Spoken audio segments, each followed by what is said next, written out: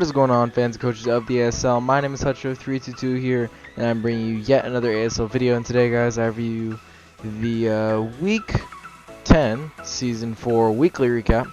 And fans and coaches of the ASL, if you would like to go, please leave a like and subscribe down below. That would really help out in terms of support. And yeah, while you're down there, you can go ahead and hop on the ASL Discord server. There's a link down there. And put in the comments if it's not working. I haven't checked it in a while. I think I think it's a permanent link, but whatever. You guys have heard all the shenanigans for why it's late, so I'm not even gonna get into them. That's basically it's here. It's here. You should have 3 uploads coming at you guys today. This would be 2 of 3. Pick'em Crew is going up earlier, and Matt is taking a hiatus for 2 weeks, so don't know if he'll be replaced or if I'm just gonna take over. So it's to have a real moment with you guys. 100% breaking the fourth wall. We are kind of limping through the season. I'm gonna have to cover for the absence of Gumby, and I'm also gonna cover for the absence of Matt. So we're gonna try and get through this. We got this. Fortunately, it's finals week for me right now.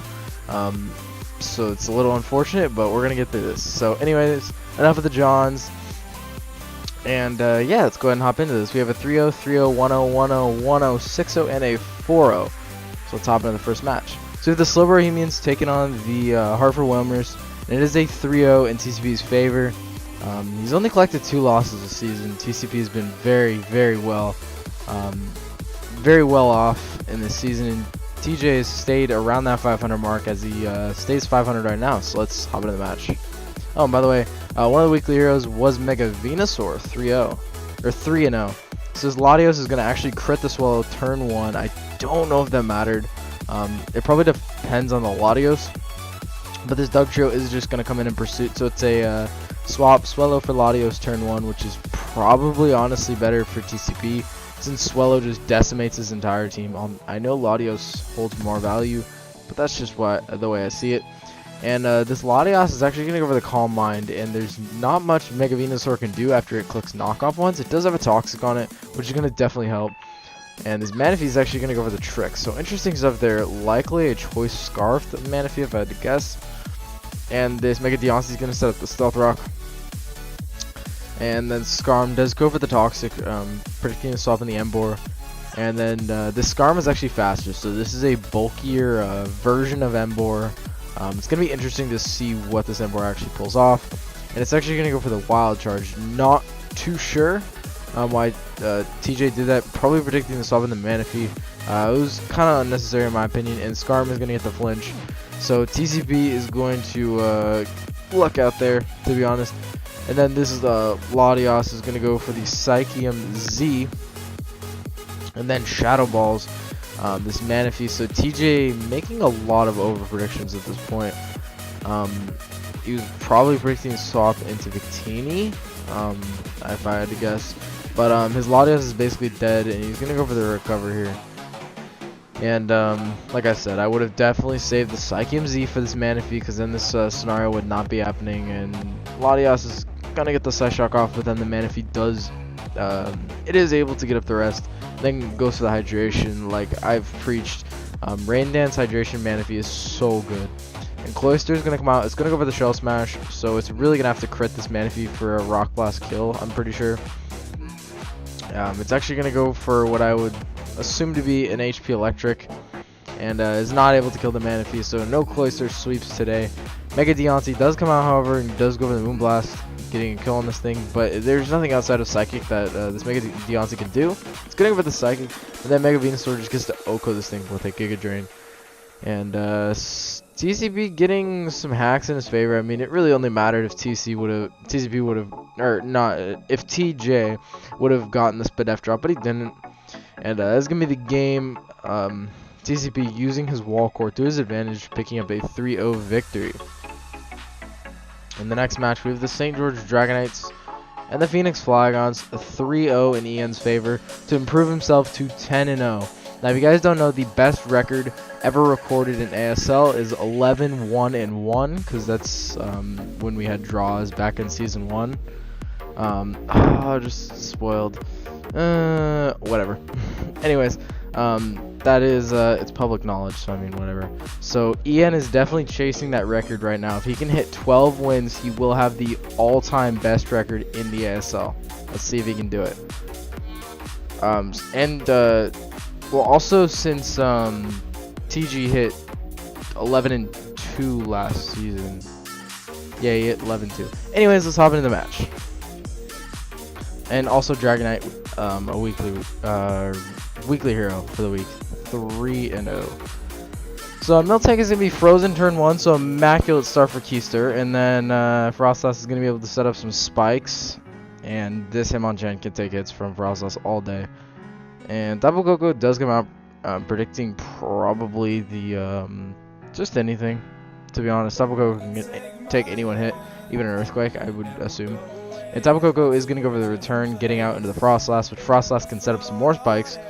And seeing that Keister did not bring any form of hazard removal outside of Zard, which is really unlikely, EN is in a very good position to win this game. Since this team is so offensive, it does benefit a ton from spikes.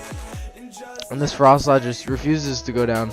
And Keister does get a little bit of retribution from that from the freeze, and does get to take out the Frostlass. Then Tapu Koko comes out claiming a kill, Thunderbolt, and we are tied at 5-5 right now. Nidoqueen is going to take 25%. It's not in range from HP Ice or HP Ground, so EN has to go out into his Drapion, making a risky play that the Nidoqueen would not Earth Power. Honestly, Earth Power was a play in my opinion. But what's it called? Drapion is going to go for the Poison Jab, get rid of it. And Keister's going to make yet another overprediction. EN either predicted him to Sludge Wave, or he just has like Shuka on there. But EN is just going all out with his Drapion. He's going to Poison Jab, does poison these Zards, so Keister is not having the best match, to say the least. And this Zard is dying in 2 turns, so EN might as well just go out into his Dragonite and just click E-Speed, making sure that nothing else has to die. And then, not wanting to take an HP Ice, EN is going to go out into his Thunderous, or not, out into his Tapu Koko, my apologies. And then Tapu Koko goes for the Thunderbolt and does live the Volt Switch from the Thunderous, and going out into Tangrowth. And Tapu Koko gets a free U-turn here, and no Rocky Helmet. So out comes the Hawlucha, and yeah, if this Hawlucha has the Stone Edge, assuming he lands it, this is going to wrap up the game, folks. And Acrobatics, oh, never mind, I misspoke, it doesn't kill. So, Dragonite is going to, it's going to claim its last couple kills here. There's 2 kills for Dragonite. Out comes Thunders, you're not living in Extreme Speed at any chance to live this. It might have been Banded, I would think it's Banded. Banded makes a lot of sense in this match. But, yeah. EN is going to keep his undefeated season alive at 10-0, so, with 3 matches left in this season, is he going to be able to maintain it? So then, for the 3rd match, we have the Swablus and the Portland Timbers, and in ASL history, the Swablus have taken victories against the Portland Timbers, and this match is no different. And showing off the monstrous Linoon. Obviously, Linoon is, in my opinion, the most buff Mon in Gen 7. The most buff Mon. It's just ridiculous with stuff like Mago, Wiki, Iapapa, all those 50% berries. So let's see it. Let's see Linoon crush my hopes and dreams. So, it literally hurts me to watch this match again. So, I'm going to go out in my Lopunny, go for the Drain Punch, as Malone is going to go for the U-turn with his Electros. And Cresselia is going to come out, and Lopunny wants to go out into the Ferrothorn, not wanting to take a Psychic, and Malone is going to whip out the Thunder Wave to try and slow down the Lopunny. Ferrothorn is going to go for the Stealth Rock, however.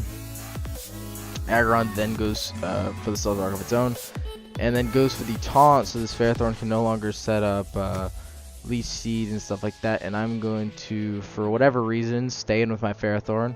Again, not really sure why.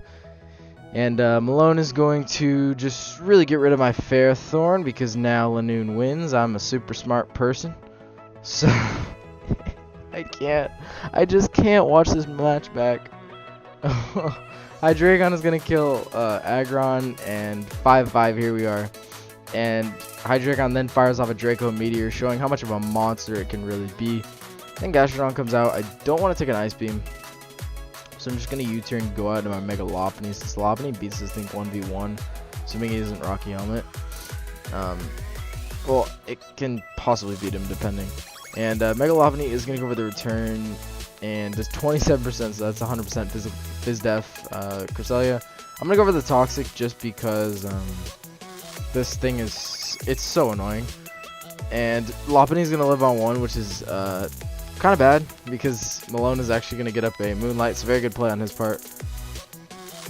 And Crest is sitting at 82. Hydreigon obviously is going to scare this thing out with a Dark Pulse, but it actually doesn't kill, and I don't want to take a Moonblast. So out comes Thundurus. Thundurus does just absolutely eat up that Moonblast, but Malone is going to get a lucky special attack drop because I believe it did a Dark Pulse on this thing. And Piloswine is going to come out. Does take the Psychic. This means that it does not take a hit from Linoone anymore. So yeah, Linoone is it's going to clean up in a minute. So Gastrodon is going to come out. I'm actually kind of confused why Malone didn't go out to it right here. But Pylo is going to go for the Toxic and put this Gastrodon on the timer. Out comes Hydreigon. And Hydreigon just really is a power off Draco. There's nothing that wants to come in. Dark Pulse is also a free play as well, which is what this Hydreigon is going to go for. And this Gastrodon is going to go for the Ice Beam. And Hydreigon does live, so it can fire off a Draco, getting rid of this Gastrodon. And it's 3-2 at this point. I go out with my Piloswine. Malone goes out into his Tornadus Therian. And Torn is going to go for the Heat Wave, just trying to weaken this Pylo, because if it's Fizz Def Pylo, it can live. And the Torn did live. So then Linoone just wins, because Linoone does not die to an Earthquake. He's going to get back up to 76%. And yeah, so I would have had one more layer of spikes and just a little bit better of a roll. It would have been something different, but Linoone just showing how actually stupid good it is at a tier B pick. I think it should be first pick every time in tier B. It's just an absolute monster, especially with Stomping Tantrum added. So, well, that will be season 5. So that's gonna be the game. The St. Louis Swablus are going to take on the Portland Timbers, keeping their playoff hopes very much alive. Malone is on a 3-game win streak, if I'm not mistaken, and he could pull this out at 7-6. So now we have the St. Louis Samrock and the Zagreb Zangooses. I'm sorry if I was like nagging on that match. I'm very sorry. It was very painful, trust me. So this is a very, very long match. I believe it goes about 90 turns. So I'm going to skip the boring part, and you'll know when you see it. So without further ado, let's hop into it. But Marin did, at a 4-5 record, he came in and beat Anderson. So he shook up the playoff picture a little bit for Anderson, and stuck himself in the playoff picture as well. So Sneasel's going to go for the knockoff into the Vanillix, and then Vanillix is going to Blizzard. And Anderson doesn't want to lose his Vanillix. He's going to go into his Mew. I'm not really sure why he did that. I think Crook was definitely the play. This Mew does just go for the Roost, since Crook doesn't really help for anything else. Yeah, Crook is pretty terrible for the mons that Marin brought. But Mew's going to repeatedly launch off Ice Beams and does not want to take a Bug Buzz here. So Anderson's going to go out into his Infernape. He does risk taking a Psychic here.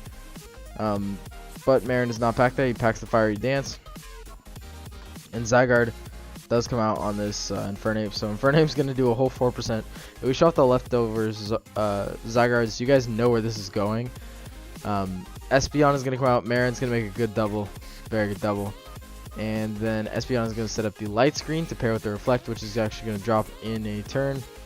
And this Espeon is going to get pursued, and then Marin goes for the Reflect, as his Espeon is then going to die. Out comes the Medicham. Anderson goes into his Mew, which literally walls this thing. And this is looking very good for Marin. It is unfortunate that Synchronize does go for the substitute, but with screens up and substitute here, basically his game plan is just to stall down the Mew. I don't really know why he's still sitting here with his Mega Medicham. Medicham rips through things. Okay, so he's gonna swap out now. Makes sense. And Mew is going to be severely weakened, and Anderson is just gonna sack it off. And luckily for Anderson, he does not, or Marin does not get the fiery dance. Little voice crack there. But Infernape is gonna go for the Flare Blitz, do absolutely nothing. And Amoonguss is gonna come out as Volcarona comes out, and Anderson just doesn't care. He lives it anyways. So Amoonguss is gonna go for the Clear Smog. So Anderson cannot take another one. He has to go out into his Mens. And Marin is gonna get a nice 26% off. It's not gonna boost. Another one is not going to get a boost. And Anderson does go for the Earthquake to put him at advantage, up 5-4 at this point. Sneasel comes out, and Anderson does not want to take an Ice Shard. It would just get rid of his Mence, which Mence is looking like a win con if Sneasel gets out of here. And Finny is weakened. So Infernape is going to go out into the Amoonguss. And here comes the Zygarde. Once we get into the chain, yeah, you guys can probably see where this is going. So HP Ice, and basically gonna try and coil 1,000 waves again, get some damage off, rest, HP Ice rest, HP Ice rest, HP Ice rest, HP Ice rest. It's really rinse and repeat, trying to coil up a little bit. Anderson's gonna be clear smogging and giga draining and HP icing. I'm sure you guys don't want to be here through this whole thing. So Marin's gonna try and set up again. Anderson does not let that happen, and I believe we're at the point. Okay, you're gonna coil again. You're gonna rest. You're going to rest. Anderson goes for the Giga Drain, get some health back. TJB 1452. The Zygarde is gonna go for the coil. You're gonna be HP iced, and then 1,000 waves. So we just skipped about 50 turns there. Maybe less, maybe more. I don't know. But the Mence does come out. It does live in E-Speed pretty comfortably. And then goes to the Dragon Claw. Crit. Don't know if it kills, or don't know if it matters. It probably does if Marin was going for the well, it probably mattered anyways. But the Sneasel is gonna go for the Ice Shard, kills Mence, does not kill this Infernape. And Infernape does go for the U-turn. Crook comes out. Crook does live due to his sash. And then with the Earthquake, it can almost kill this Medicham. And it gets it to the point where it's actually going to die to the poison. So Crook essentially getting rid of the Medicham. And now it comes down to, can Anderson kill Finny? He's going to go out into Vanillix. He has to live this and go for the Freeze Dry. He's actually going to get off the Freeze Dry. And he's going to die to the Moonblast. I don't know if the crit mattered. If it did, Anderson just lost on a crit. Assuming he doesn't get a Rock Slide flinch, which he doesn't. He would have needed a Rock Slide flinch plus a good roll. So that is going to be the game. Marin is going to win 1-0 over the St. Louis Samrock. And then for the fifth match, we have the Arcane Arcanines and the Inner Milotic. And Static is really not, he's not been having the seasons he's had in the past. 2-8, negative 28. Oh, that's a little funny.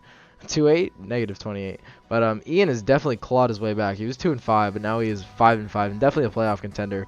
And the playoff race is tense. Like the 10th spot, I don't know who it is, but I think it's like, it's like spot 5 through 10 are all 5-5. So the playoff race is gonna be crazy. Like playoff implications with me and Susie are gonna be amazing in week 11. So let's hop into this game. So we have Smeargle gonna spore the Rotom Frost. Let me get a drink. So Smeargle's then gonna set up the Sticky Web. Sandslash likely going to want to spin them away. That's what's gonna happen. Ian's gonna make the aggressive play out into his Crabominable to just launch off an Ice Hammer. It does so much damage to that Mega Gyarados. And then Static is gonna predict the swap, or predict the close combat. As we're going to be sitting here, Golbat and Blissey. Blissey's going to go for the Wish. Blissey is stupid annoying. But Ian is going to go out in his Crabominable, which actually just OHKOs this Blissey. So Ian's actually brought Crabominable a lot, and he's used it pretty well. He's like O-code Starmies with predictions. He O-code a Blissey. He's going to predict the swap out into the Whimsicott. That's not going to be the case. Static is going to make a risky play and stay in, but it does pay off. As then Weavile is going to go for the low kick and just 18% to this Rotom Frost, likely physically defensive. He's actually light clay, so he's going to wake up. He's going to go for the discharge, hoping for that para. It's not going to be the case, but Weavile is then going to die to Life Orb damage, so I'm pretty sure Static's really okay with that exchange. And Clefable is going to come out. Clefable gets to fire off a free Moonblast, but he's actually going to go out into Golbat. Probably predicting the Whimsicott. No, the Whimsicott was already out. But Tyrantrum is going to make the optimal play and come out here on the Golbat. Just clicks Head Smash. Something will die. And Smeargle is not going to take the Head Smash. And I don't really know what Ian was doing there. He was probably trying to see if this thing was choice locked, because otherwise Static would have Earthquake. So that's not a bad play, actually. Because Cobalion is actually going to go for a second Swords Dance because it does live. And things are about to get interesting. The Scovalion is going to go for the close combat, does Oko. He's not going to be able to outspeed the Whimsicott, though, so interesting stuff. He's going to go out into the Tyrantrum. This does look to be a Choice Scarf Tyrantrum that would make sense for the Weavile. And the Clefable is going to set up a Calm Mind. So then is going to flinch, which is very, very bad for Ian.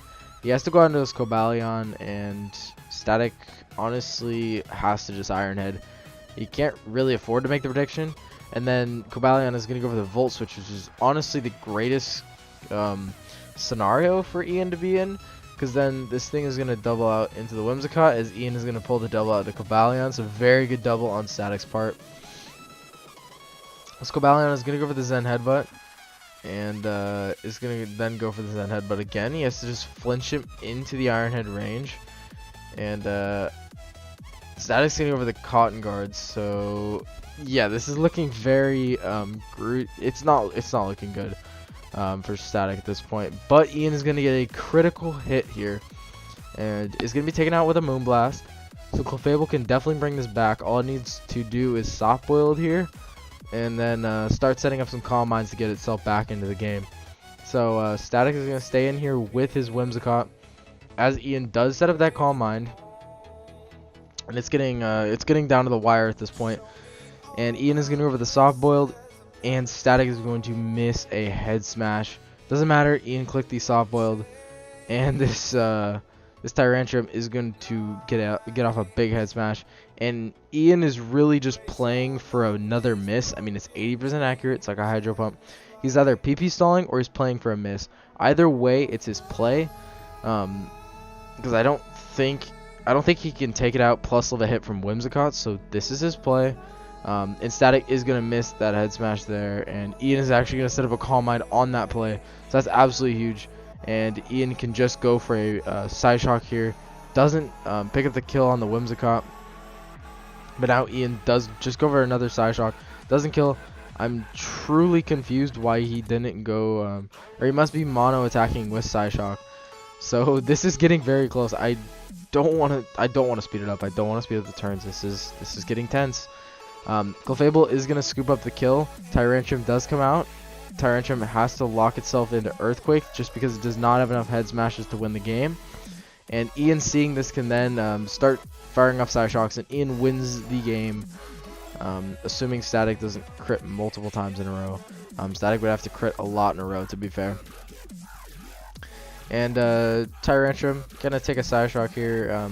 It's gonna die to 2 more though, and Ian just Side Shocks, and Ian's play is just Side Shock again. So very, very good match between the two.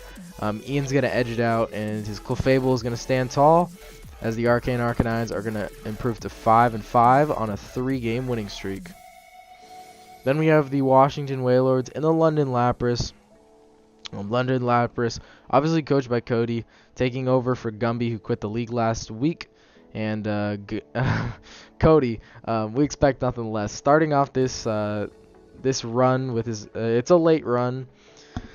And coming in week 10, it's not easy with a team that's already 4-5, but Cody nabbing a 6-0 over Cam Waylord, and let's hop into it.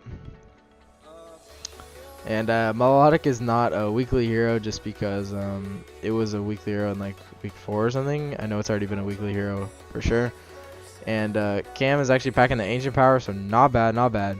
He's going to go for another Ancient Power, does not get the boost, so that's a little unfortunate. Then he's going to go over the Giga Drain, and Melodic is going to be able to take it out with Scald. If he would have got the boost, Cody would have been in a bit of a trouble. But Cam's going to double into the Primarina. I truly don't know why he makes that double there. The double to Celesteela is a lot more favorable. But the Prim is then going to go for the Toxic, just trying to hit whatever comes in, whether it be Zapdos or whether it be Uxie. And then this Uxie is going to knock off the Violite. And Porygon 2 is going for the Curse here. So we're going to see some interesting stuff from this P2. As it's going to set up another curse, possibly a way to beat down this Conkeldurr. As Drain Punch is now going to do 58. It does a tremendous amount. Porygon 2 going for the Aerial Ace. Oh my god. Cam with the absolute heat. This Prim is going to come out. Prim does outspeed. I'm not sure it's going to live a life or Mach Punch from this range. But apparently Cody does not have it, or he's not confident that it will kill. And Uxie is going to be able to swallow the hit. It can just chew up a Moonblast. It does nothing. And Cody's going to be able to get up the Trick Room. So this Conkeldurr is looking very scary at this point. And Cam is going to be able to get up a recover on his P2, but then this Conkeldurr just comes out and it kills something. Drain Punch is going to kill the P2. And then Celesteela comes out. Celesteela does not want to take a Fire or Thunder Punch. But this Conkeldurr is just going to go for the Drain Punch. And then Cam is going to miss out on the kill. And the Conkeldurr is going to be able to kill with a Drain Punch. And then Gardevoir is going to trace the Sheer Force. So we might see some shenanigans coming here. But Cam may have forgot. No, he's a Light Screen variant. Light Clay Screens variant. So Gardevoir is going to get a special defense drop, which definitely sucks because it's not getting special attack drops in return, so a little unfortunate. But Gardevoir is going to get a crit into this Milotic. Another crit will kill. Cody knows that. He's going to recover up. And Cam is just going to Healing Wish out. I kind of at a loss, to say the least. Lando's going to set up the Rock Polish. It's going to take nothing, but it does get burned. So that's it's going to Swords Dance, and yeah, there's nothing Cam can do. If the burn didn't happen, Lando kind of just wins. It probably wins. It actually probably wins if the burn doesn't occur. So Cody's going to secure 6-0 in the first match of the ASL. We expect nothing less. And then for the last match I have for you guys this week, we have the Utah Hoots, coached by Susie, taking on the PC Barcelona. This is a dominant victory by the Utah Hoots, as they really need to maintain ground in the playoff race. They've been falling off a little bit recently, and yeah, let's hop into the match. So we have Mega Scizor against Electivire. Susie doesn't want to take Flamethrower, doesn't want to take Fire Punch, all that good stuff. And this Electivire is going to go for the Curse. Then Electivire is going to Curse again, as Necrozma is going to go, ahead and Toxic, and then follows up with an Earthquake. And this Electivire is going to click Fling. So a nice way of killing this Necrozma. Shadow always comes up with these very creative sets. I love seeing it. And Electivire is then going to swap out, going on to Pangoro. Pangoro does pressure this thing out so much. I know I brought Choice Banded Knockoff in the playtest against Susie. And there's the knockoff. And Rare Rice. Oh, Susie. The Hitmonlee is going to go for the HJK into Electivire. And then it's going to swap out into Necrozma. And Shadow's going to make a good double into Araquanid. It's the neutral play, since it can pressure this Necrozma, but it doesn't also get destroyed by High Jump Kick, which Pangoro would have. And Shadow is just repeatedly clicking Crunch, probably predicting the swap into Jellicent. He's then going to click the Leech Life, And I'm a little confused why Shadow isn't making the swap out into his Pangoro, since this Araquanid can clearly not pressure this thing out. So Pangoro is definitely going to be the play here in a minute. And Susie is going to go out into his Sylveon. And perfect timing for it. Pangoro does get the gunk shot and will likely outspeed, but most Sylveon sets are built to take a gunk shot from a Pangoro. And then Lucario comes out. Susie's not going to want to take an Iron Head or a Flash Cannon. And is going to go out into his Necrozma, which does take anyone hit, then can Moonlight up. And Susie can Moonlight again, or he can Earthquake. And the Lucario is going to go for some big damage with the Flash Cannon. Susie can live another one, so he's just going to go for the Earthquake, gets a crit. I'm thinking that mattered. That's a bulkier Necrozma. I'm thinking that mattered. So out comes Pangoro. And Susie finally playing very defensive with this Necrozma, which is why Necrozma is so good. And he's actually going to kill this Sylveon. And then his Hitmonlee is going to claim another kill into the Pangoro. And then goes to the Sucker Punch, and the Deoxys Speed lives on 3, so that sucks. The plan was almost executed to perfection. And then Scizor just goes for the Bullet Punch. And the Garchomp does go for the Crunch into the Mega Scizor. And this is definitely a locked-in Garchomp. There's no reason why the Garchomp would have locked itself into Crunch otherwise. But the Dodrio is going to be able to clean up the game, and that is going to be the weekly recap, guys. That's going to be the video, and here's what's upcoming if you guys want to look at that while I talk. So thank you guys all for watching, and basically I'm going to try and space the videos out today, so you guys will see Pick'em Crew sometime in the morning, and then like an hour later it'll be weekly recap, and then another hour later it'll be season 1 weekly recap, just so I'm spacing them out. But like I said, we're kind of limping through the back end of this season, but it's okay. The uploads are going to be here. Don't worry. They will definitely be here. And yeah, thank you guys all for checking out the video. And again, the support always helps, so leave a like and subscribe down below. And I will see you guys in the next one. Goodbye.